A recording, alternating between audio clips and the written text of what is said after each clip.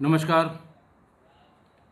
आज मैं फिर आपके समक्ष एक और अपराध की घटना लेकर उपस्थित हुआ हूँ, जो उसी समय की थी जब मैं डीआईजी रेंज बरेली था। आज का जनपद है जनपद शाहजहाँपुर।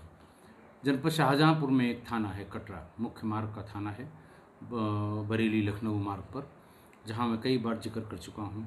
एक रेलवे क्रॉसिंग है जहाँ अक्सर दिन में जाम लगा करता है। थाना कटरा क्षेत्र के गांव मुड़िया चक के श्री सुरेश सिंह सन ऑफ छब्बूलाल ये 23 फरवरी 2020 को थाने पर आए और उन्होंने बताया कि उनकी पुत्री ममता, जिसकी शादी करीबन 4 वर्ष पूर्व Santosh son of Rampher resident of Ammarpur थाना पाली जनपद हरदोई के साथ हुई थी। मैं उसको 6 फरवरी यानी 23 को सूचना देने आए थे, लगभग 15 दिन पहले। 6 फरवरी को उसे अपनी बेटी को अपने ससुराल यानी हरदोई जाने के लिए कटरा के बस अड्डे पर छोड़कर आया था, पर वो अभी तक ससुराल नहीं पहुंची। मैंने सभी संभावित स्थानों पर खोज खबर कर ली, लेकिन उसका कोई पता नहीं चल रहा है। उन्होंने बताया कि मेरी बेटी ममता की उम्र 24-25 वर्ष है। मुझे किसी अनहोनी की आशंका है। थाना कटरा में मुकदमा अपराध संख्या 29/20 धारा 364 यानी अपहरण की धाराओं में अपराध पंजीकृत कर लिया गया और इस अपराध की विवेचना थानाध्यक्ष कटरा दिलीप कुमार सिंह ने स्वयं ग्रहण कर ली। गुमशुदा के तलाश के लिए जो एसओपी है, यानी उसकी हुलिया, फ़ोटो, वायरलेस पर इसके बारे में प्रचारित करना, व्हाट्सएप के सभी ग्रुप्स में इसकी फ़ोटो और हुलिया प्रचारित करना, पैम्फलेट्स छपवाना, न्यूज़पेपर्स में निकलवाना, एससीआरबी और एनसीआरबी यानी स्टेट क्राइम रिकॉर्ड ब्यूरो और नेशनल क्राइम रिकॉर्ड ब्यूरो से रिकॉर्ड्स किसी को भेज के मंगवाना कि क्या इस बीच में इस हुलिया की कोई अज्ञात लाश कहीं पर रिपोर्टेड है। अज्ञात लाशों के विवरण को अलग से बरेली के जोन के 9 जिलों और एनसीआर के सभी जिलों से मंगवाया गया। ये सूचना बराबर वायरलेस पर थानों में व्हाट्सएप ग्रुप पे चलती रही। इसी बीच फर्रुखाबाद के थाना शमशाबाद क्षेत्र के एक जंगल के गांव चौराहर गुट्टी में एक गन्ने के खेत में एक अज्ञात महिला की पुरानी लाश होने की सूचना मिली। ये बताया गया कि ये अज्ञात लाश मिली है और बार बार आपके यहाँ से जो सूचना आ रही है अज्ञात लाशों के बारे में, कृपया आप किसी को भेज के इसको वेरीफाई करा लें। इंस्पेक्टर कटरा वादी मुकदमा सुरेश सिंह को लेकर अपने साथ लेकर थाना शमशाबाद जनपद फर्रुखाबाद के लिए रवाना हो गए। थाने से एक सब इंस्पेक्टर को लेकर वो उस जगह पर पहुंचे, शमशाबाद के गांव चौराहर गुट्टी के पास, जहां ईख के खेत में एक अज्ञात महिला की लाश पड़ी हुई थी। लाश बहुत पुरानी थी, 6 तारीख को वो गई थी। अगर 2-4 दिन में भी उसकी हत्या की बात मान ली जाए तो अब काफ़ी समय हो गया था, लगभग 20 दिन व्यतीत हो गए थे। 20 दिन की जो लाश होगी उसके बारे में आप खुद सोच सकते हैं। वो बुरी तरह सड़ गई थी, उसमें कीड़े पड़ गए थे और दुर्गंध बहुत दूर दूर तक जा रही थी। मुंह में नाक पर रुमाल में कपूर लपेटकर इंस्पेक्टर और वादी मुकदमा मौके तक पहुंचे। शरीर के कपड़े, पहने हुए गहने, चप्पल, छोटा पर्स जो महिलाएं रखती हैं, उससे पिता ने तुरंत पहचान कर ली कि ये उसकी बेटी ममता का ही शव है। पुलिस ने शव का पंचायतनामा कराया और पीएम के लिए भेज दिया। अब आप एक चीज़ और सोचिए कि मैं आपको पीएम के लिए भेज दिया, बहुत सड़े गले शव होने के बाद भी लेरिंग्स की और वोकल कॉर्ड की हड्डियां टूटी हुई पाई गईं, जिसकी वजह से पीएम रिपोर्ट में cause of death due to asphyxia as a result of strangulation पाया गया, यानी गला कसने के कारण सांस का अवरुद्ध होना और दम घुटने के कारण ही मृतका की मृत्यु हुई थी, ऐसा पोस्टमार्टम रिपोर्ट में आया। मैं ये कह रहा था कि आप ज़रा सोचिए कि ये कदम कदम पर पुलिस की आलोचना करने वाले लोग, जो हर दिन कहीं न कहीं देश में कहीं न कहीं पुलिस की आलोचना के संबंध में कोई न कोई खबर या तो अखबारों में मिलेगी या फिर आपको टीवी पर मिलेगी। और जब कोई इस तरह के आरोप लगाता है तो वो शब्दकोश में जितने भी खराब शब्द, सबसे खराब से खराब शब्द होते हैं, उनको मिलाकर ये आरोप मढ़ देता है। लेकिन ये कभी ध्यान नहीं देता कि जुडिशियल सिस्टम में या जुडिशियल प्रोसेस में लोगों का विश्वास हो और अपराधी को सज़ा मिले, उसके लिए पुलिस वाला क्या क्या नहीं करता। मैंने बहुत सी घटनाएं आपको बताई जिसमें महीनों पुराने शव जो नदी से निकाले गए, नाले से निकाले गए, खेत में पड़े हुए मिले, ज़मीन में गड़े हुए शव को एक्सहुमेट किया गया, उसे बाहर निकाला। अब आप सोचिए उसमें कितनी दुर्गंध आती होगी। कहीं कहीं तो मैंने आपको बताया है कि शव कई टुकड़ों में बढ़ जाता है, कभी कभी शव को जानवर खा जाते हैं। और इस भीषण दुर्गंध में उसका पंचायतनामा कराना, सब इंस्पेक्टर को वहाँ मौजूद रहना होगा। पंचायतनामा में चोटों के निशान या जो जनरल उसके कंडीशन है उसके बारे में अंकित करना होगा। अलग अलग जो डायग्राम बने होते हैं उनके डिफरेंट पार्ट्स में उसको मार्क करना होता है और फिर उसको पूरी बॉडी को सफ़ेद कपड़े में लपेटा जाता है। लपेटने के बाद सिला जाता है। सिलने के बाद लाख से सिलाई वाले स्थानों पर उसकी सील लगाई जाती है। ये मैंडेटरी प्रोविज़न है, अदरवाइज़ मॉर्चरी में डॉक्टर्स इसको एक्सेप्ट नहीं करेंगे कि ओपन बॉडी मिली है, हम इसका पोस्टमार्टम नहीं करेंगे। और ऐसी सड़ी गली देह को के क्लोज कांटेक्ट में आए बिना न तो उसमें सफ़ेद कपड़े से उसको लपेटा जा सकता है, न सिला जा सकता है, न लाख से सील लगाई जा सकती है। फिर सील लगाने के बाद ऐसी बॉडी को कभी 50 किलोमीटर से, कभी 100 किलोमीटर से, अगर देहात में ये बॉडी मिली है, उसको हेडक्वार्टर तक, पोस्टमार्टम हाउस तक ले जाया जाता है। वो भी जिम्मेदारी पुलिस की होती है। पुलिस उसको ले जाके वहाँ सौंप देती है। जब तक उसका पोस्टमार्टम नहीं होता उसकी सुरक्षा में रहती है। पोस्टमार्टम होने के बाद फिर वही पुलिस जो उस बॉडी को लेके गई है उसके परिजनों को वो शव सौंप देती है। इधर 5-7 सालों से 8 सालों से करीब उत्तर प्रदेश पुलिस के थानों में बॉडी बैग्स मिल गए हैं, दिए गए हैं, ताकि इस तरह की किसी दुर्गंधयुक्त लाश या ऐसी लाशें जिनका जो छत हो गई हैं उनको फ़ौरन बॉडी बैग में रख के उसी में सील करके फिर ले जाया जाए। थोड़ी सी समस्या का हल्का सा समाधान हुआ है। लेकिन इसके पहले 7-8 साल पहले जब बॉडी बैग्स का कोई प्रोविज़न नहीं था, तब की आप सोचिए कि पुलिस क्या क्या यत्न करके किसको बुलाती होगी, किससे हटवाती होगी, किससे उस शव के चोटों को लिखने के लिए उल्टा पल्टा कराती होगी, फिर उसके बाद उसे सीलिंग की प्रोसेस करा के पोस्टमार्टम हाउस तक पहुंचाती होगी। पर सच यही है, इतना सब करने के बाद भी इस तरफ लोगों का ध्यान नहीं जाता कि हम जो सिस्टम है, जो जुडिशियल सिस्टम है हमारा, जो हमारा क्रिमिनल जस्टिस सिस्टम है, उसमें अपने आप को प्रॉपर रिप्रेजेंट कर पाएँ ताकि अपराधी को सज़ा मिल सके। उसके लिए पुलिस ये सब कुछ करती है। चलिए खैर, ये भी कोई बात नहीं है, सच यही है। आप उसको नकारें, आप उसमें उसका छिद्रान्वेषण करें, आप उसमें मीन मेख निकालें, आप पुलिस को गाली दें, ये आपका काम है। खैर, पीएम रिपोर्ट लेकर वहाँ से विवेचक वापस जनपद शाहजहाँपुर के कटरा थाने पर आए और अपहरण की धारा में जो उन्होंने मुकदमा लिखा था उसको हत्या की धाराओं में धारा 302, 201 यानी साक्ष्य को नष्ट करना, छिपाना और हत्या, इसमें तरमीम करके जो अज्ञात अभियुक्तों के खिलाफ लिखा हुआ था, उन्होंने अपनी विवेचना शुरू की। सबसे ज़्यादा आश्चर्य इस बात पर हो रहा था कि उसे हरदोई के बस अड्डे पर उसे हरदोई की बस पर बैठना था और वो बैठ भी गई थी, जैसा वहाँ पूछताछ के समय में उनके पिता सुरेश सिंह को लोगों ने बताया कि वो हरदोई वाली बस पर ही बैठी थी। वहाँ से बिल्कुल अपोजिट, बिल्कुल दूसरी दिशा में फर्रुखाबाद है। फर्रुखाबाद के भी एक जंगल में वहाँ पर ईख के खेत में इसकी लाश मिली, जिसका कोई कनेक्शन, कोई तारतम्य समझ में नहीं आ रहा था कि आखिर बॉडी वहाँ कैसे पहुँची। उसका कोई कारण ढूंढने नहीं मिल रहा था पुलिस को, विवेचक को।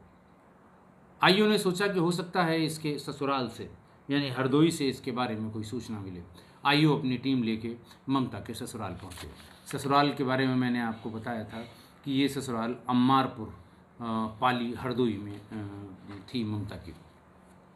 वहाँ पूरा दिन ममता के ससुराल वालों में, मतलब ससुराल में उनके जो लोग रहते हैं, उनसे पड़ोसियों से, ग्राम प्रधान से, ग्राम चौकीदार से, इन सब से पूछताछ हुई और इनके सबके अलग अलग बयान आईओ ने नोट किए।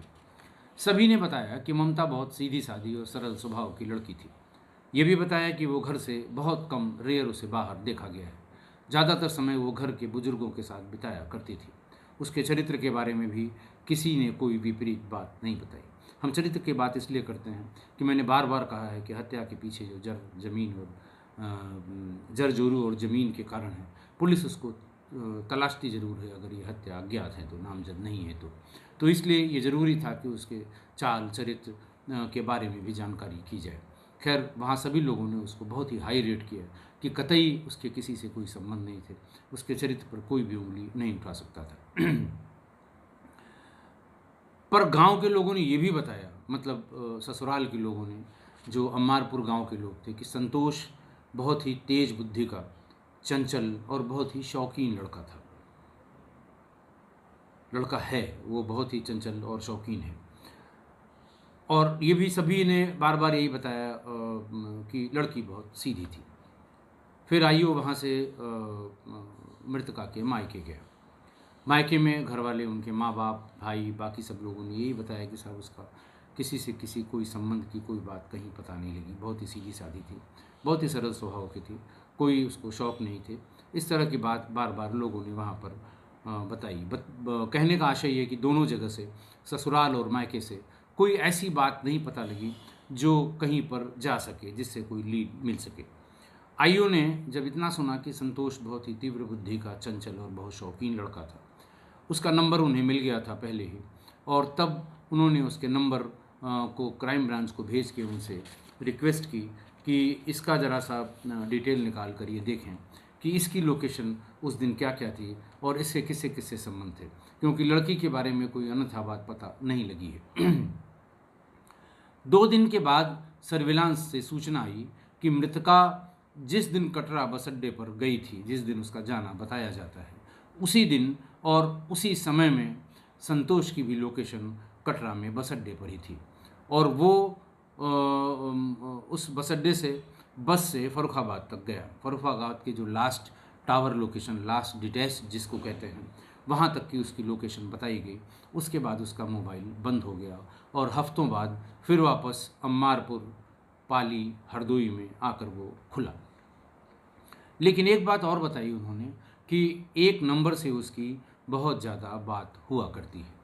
वो नंबर भी भेजा और उसकी लोकेशन भी भेजी।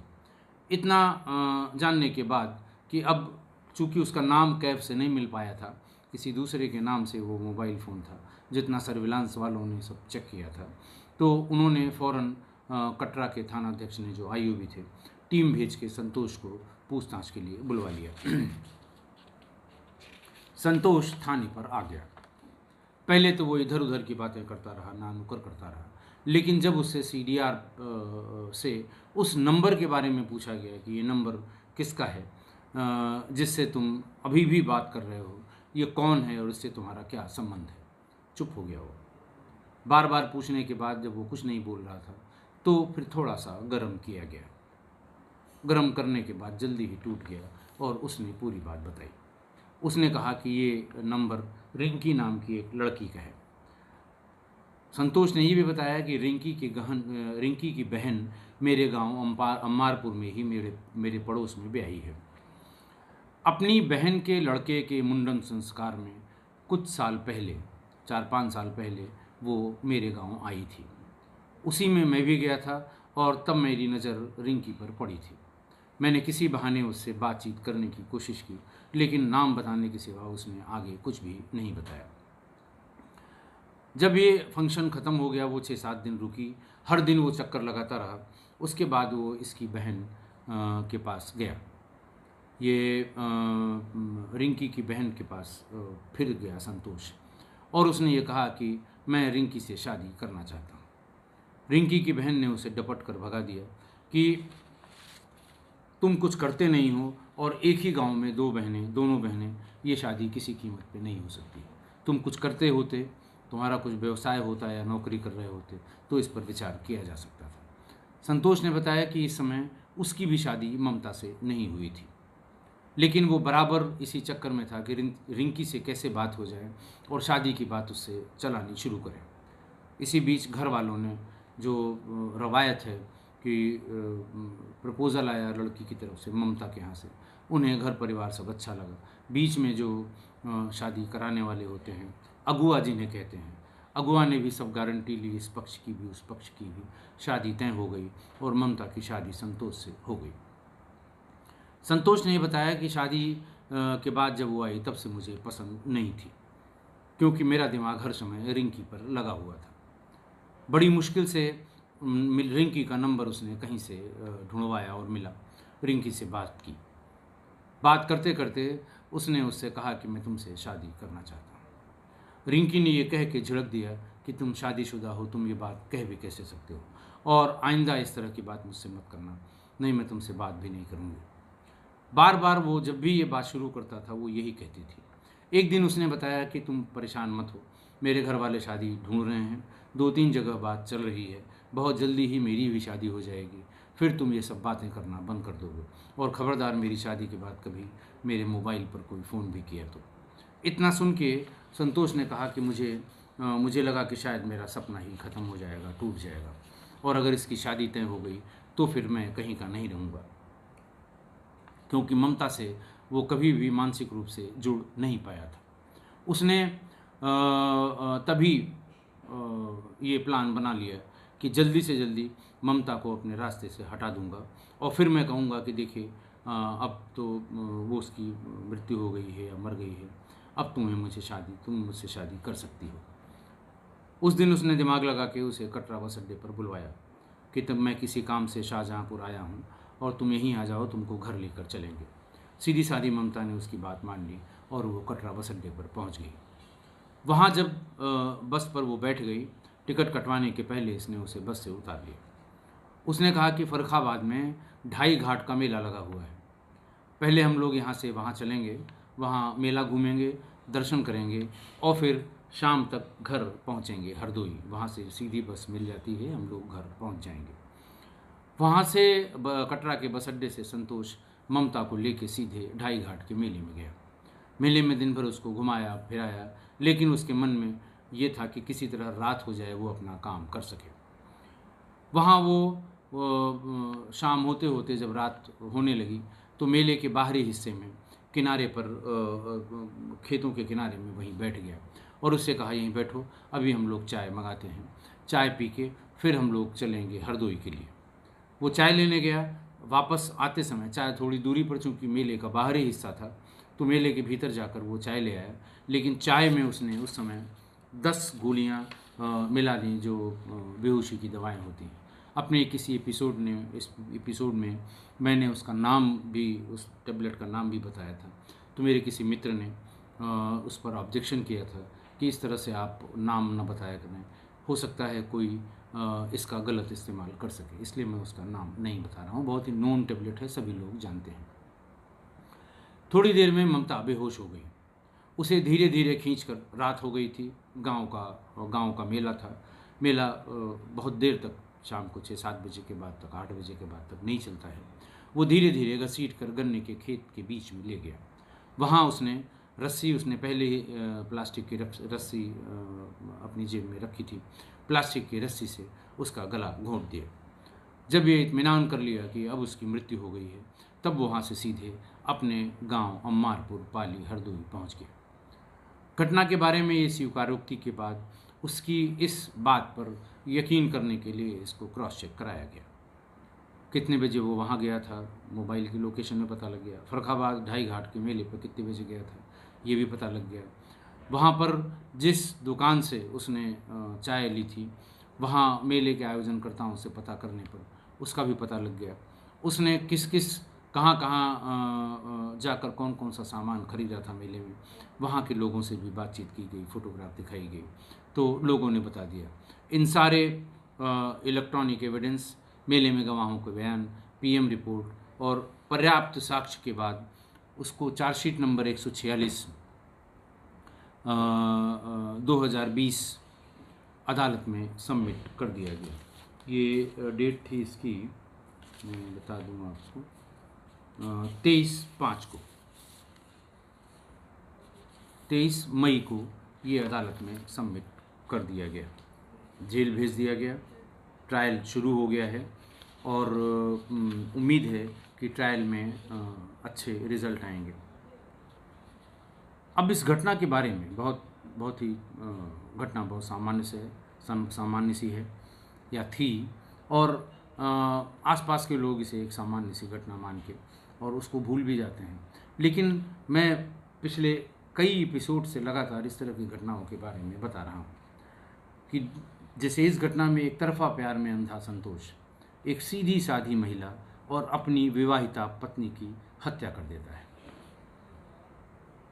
हालांकि मुझे पूरा यकीन है कि ट्रायल में ममता के साथ न्याय होगा और इस अपराधी को ज़रूर सज़ा मिलेगी। लेकिन पति की हत्या, पत्नी की हत्या, दोनों में किसी तीसरे कारण से जो ये हत्याएं हो रही हैं या हुई हैं, इनकी संख्या बहुत ज़्यादा है। हम इस पर ध्यान नहीं देते। जिस मोहल्ले में ये घटती है, जिस गांव में घटती है, इसको एक सामान्य घटना मानकर थोड़े दिन बाद लोग भूल जाते हैं। लेकिन ये बहुत ही गंभीर स्थिति है।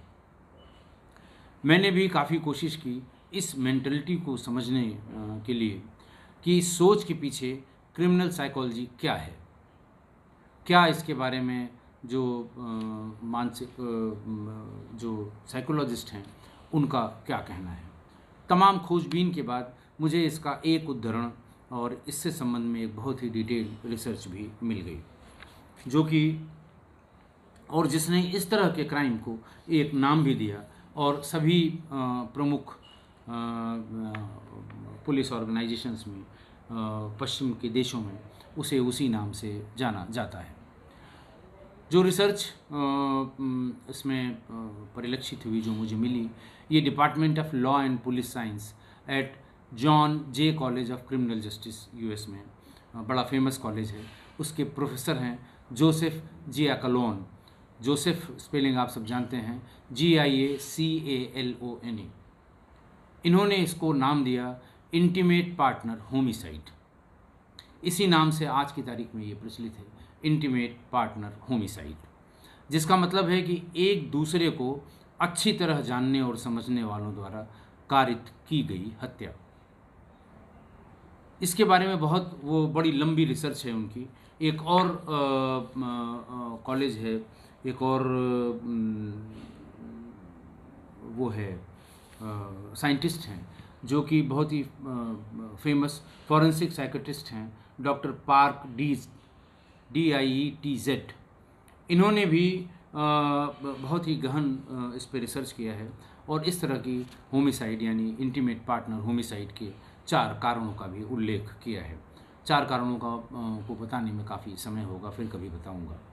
फिर इंटीमेट पार्टनर होमिसाइड के बारे में जो स्टेटिस्टिक्स उपलब्ध है, उसमें FBI की साइट पर एक स्टेटिस्टिक्स उपलब्ध है जिसमें ये बताया गया है कि इंटीमेट पार्टनर होमिसाइड पर की घटनाओं में फीमेल यानी महिलाएं बहुत ही हाई रिस्क में होती हैं। 2011 में संयुक्त राष्ट्र अमेरिका में कुल 82.6% महिलाओं की हत्या हुई थी इंटीमेट पार्टनर होमिसाइड में। 82.6% कुल हत्याओं में इतनी महिलाओं की हुई थी। 18 वर्ष से ऊपर की कुल 79.2% थी जो वर्तमान में पार्टनर थे उनके द्वारा कारित की गई हत्या थी, और 14.3% हत्याएँ ऐसी थीं जो पूर्व पार्टनर, पूर्व प्रेमी, पूर्व पति द्वारा कारित की गई थी। यानी इसमें रिस्क वो महिलाओं का या वुमेन का या लड़कियों का ही बताया गया था। FBI की ही साइट पर एक दूसरा और डाटा उपलब्ध है 2015 का। उन्होंने कहा इस बीच में पूरे देश में 2015 में 500 पत्नियों की हत्या पतियों द्वारा की गई थी और 500 से कुछ ज़्यादा ऐसी हत्याएं थीं जो गर्ल फ्रेंड की बॉयफ्रेंड ने की थी। यानी लगभग 1000 हत्याओं के बारे में डिटेल उसमें दिया हुआ है। उसके पीछे की जो साइकोलॉजी है, उसके पीछे की जो मेंटालिटी है, उसके पीछे का जो क्रिमिनल बिहेवियर है, इसको पार्क डीड्स ने बहुत अच्छी तरह से अपने उस रिसर्च पेपर में उल्लेख किया है। मैंने बहुत कोशिश की कि भारत के किसी विश्वविद्यालय में, तमाम क्रिमिनोलॉजी के तमाम कोर्स करने वाले विश्वविद्यालय हैं, उसमें कहीं पर इस तरह का कोई शोध किया गया हो, तो उससे हम ये लाभान्वित हों कि उत्तर भारत में क्या टेंडेंसी है इसकी। जो इंटीमेट पार्टनर होमिसाइड है, इसमें क्या रेशियो है पति और पत्नी दोनों की हत्याओं के संबंध में, लेकिन मुझे कहीं ढूंढे नहीं मिला। मैं आग्रह करूंगा आप लोगों से, अगर आप लोगों को साइकोलॉजी और क्रिमिनल बिहेवियर के किसी भाग में कहीं भारत के किसी प्रदेश और ख़ासकर उत्तर भारत के संबंध में डाटा सहित अगर कोई शोध, आपने कोई रिसर्च देखी हो, तो कृपा करके उसका लिंक ज़रूर भेज दें। मैं भी जानना चाहता हूं, क्योंकि परेशान हो गया हूं इस तरह की घटनाओं को देख के, और फिर बार बार जब उनको आपके सामने पुनः दोबारा जब आपको बताता हूं तो मन विचलित होता है कि कोई ऐसा कैसे कर सकता है। बट कुछ न कुछ तो है, और क्रिमिनोलॉजी के लोगों ने ज़रूर भारत में भी किसी न किसी संदर्भ में इस पर शोध किया होगा। तो आप सबसे यही आग्रह है कि अगर भारत के किसी भी भाग में और विशेषकर उत्तर भारत में अगर इस प्रकार की कोई शोध हुई हो, कोई रिसर्च पेपर हो, कोई डाटा हो, तो कृपा करके मुझे बताएं। आज के लिए बस इतना ही। बहुत बहुत धन्यवाद।